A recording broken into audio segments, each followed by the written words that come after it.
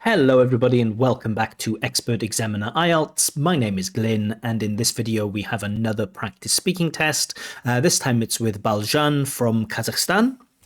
So enjoy.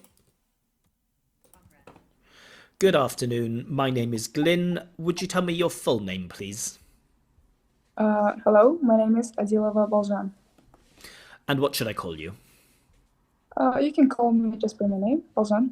Okay, thank you, Balzhan. Now, in this first part of the test, I'm going to ask you some questions about yourself. Do you work or do you study? Currently, I am a high school student, so I'm graduating next year. And what subjects do you study at school? I study at public school, so there is some conventional subjects like math, history, and literacy. So yeah. And do you have a favorite subject? Oh yeah, I have favorite subjects like math and English. Math because I have some kind of logical intelligence, so it's easy for me to solve some problems. And English because I love cultures and learning languages. And do you like your teachers? Oh yeah, my favorite teacher is my English teacher, and yeah, math teacher is also good. She explained everything very deeply and step by step, so students will understand it. Okay, now let's talk about food. What kind of food do you usually eat? Um, there is a lot of them. I think usually I eat my mom's meals that she prepared for me. So there is a potato soup, and I also love some Korean foods like tteokbokki and ramen. So I don't usually eat them so much, but yeah, there is some moments. And what do you usually have for breakfast?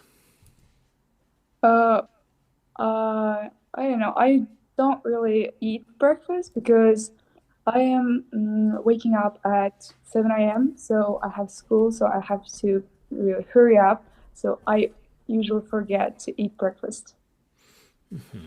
And do you prefer eating alone or with other people? Well, I prefer eating alone to eat with my family because I don't know. I don't like the sound of chewing, when people chew really loudly. For example, my brother, it's kind of irritating, so I prefer eating alone. Now let's talk about museums. Are there a lot of museums near where you live? Oh yeah, I live in Talcahuano, so there is two museums that I know. They are well known for their artifacts. They are named by iconic people in a history like Sakbayev. So yeah, there's a lot of them. And how often do you go to museums? Or not as often as I would like to, but yeah, I think I went there when I was 13. Yeah, it was interesting actually, and there's I went to some kind of historical museum that says about humanity how it thought. So yeah, that was really awesome.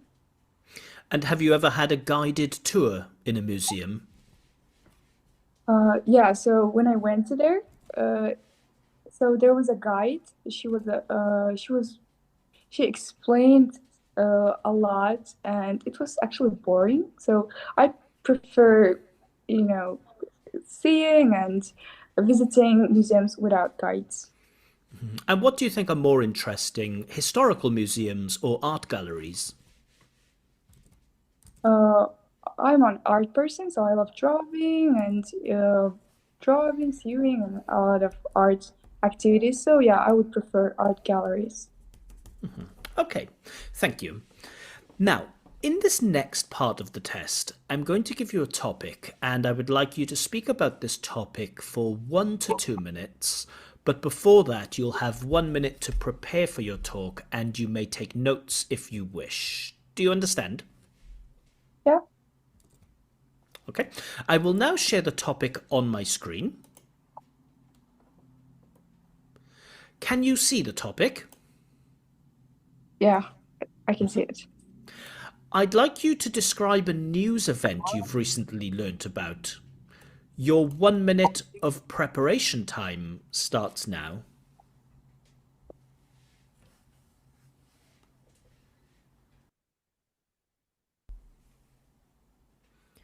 Okay, so that's the end of your preparation time. To remind you, you'll have between 1 and 2 minutes to give your talk, and I will let you know when the time is up. Can you start speaking now, please? So yeah, I'm gonna talk about event that I recently learned about. It was news event about the. It was in the last year, so it's about 9th May, and so this time is when some really historical and significant events. So for my country, it's a really important event, and there was a lot of news about it. So about events, it's time when war is was over, and we celebrated a lot. So last year, I learned about it in school. So we had that kind of topic on my class, an historical class. And in this event, a lot of soldiers go out and give some kind of respect to soldiers that were mm, that give their respect to soldiers that that died. In this war, to future and to us, to young people, and yeah, we talk about it a lot. Uh, as I said, it's historical moment of the countries, and I think a lot of countries celebrate it. Uh, in this news, so it's kind of festival, I think. I was never been there, but in this year, I'm gonna participate as a soldier in this festival. So, um, Okay, thank sure. you. Yeah. All right, so you've been talking about this news event. Let's talk about the news in more detail now. Firstly, how has the way that we access news changed in recent times? Um, well, I think today people are not so well informed about news. So there is a lot of dumb scrolling that going out some awful events, and not all people notice it. But in the past, uh, events were news were going on TV, and every person in the country will watch it, and if it's awful, they will kind of feel afraid of it. So yeah. And do people in your country prefer to learn about national or international news? Um, I think people in my country will wanted to will informed about national news because it will uh, it directly linked to them. So if there is kind of economical drawback in the national news, it will affect all the people in the country. So they're mm, more like watching news, not international national news than international news. Now, a lot of people don't trust the mainstream media nowadays. Why is that? So as I said, there is a dumb scrolling that will, you know, inform people about lies, like information, so false information, and and yeah, so people then know about that is false information, and they kind of disappointed by that. So uh, yeah, because there is a lot of resources and people and uh, again false informations, uh, they're not really trusted.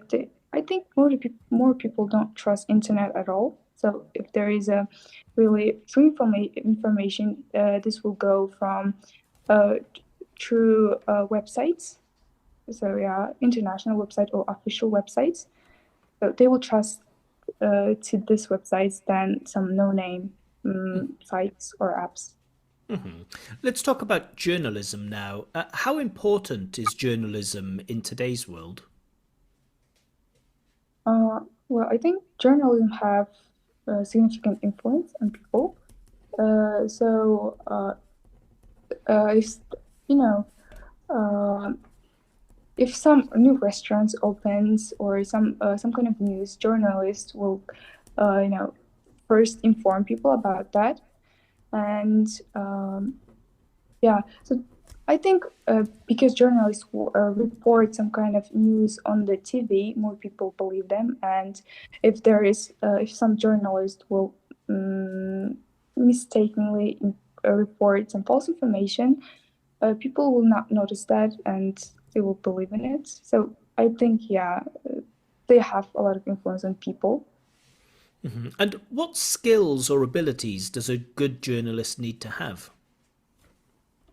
Uh, So as I said, I think so they would not mislead people by false information. They need to be really careful to meticulously work on their articles, and they should be honest about their news.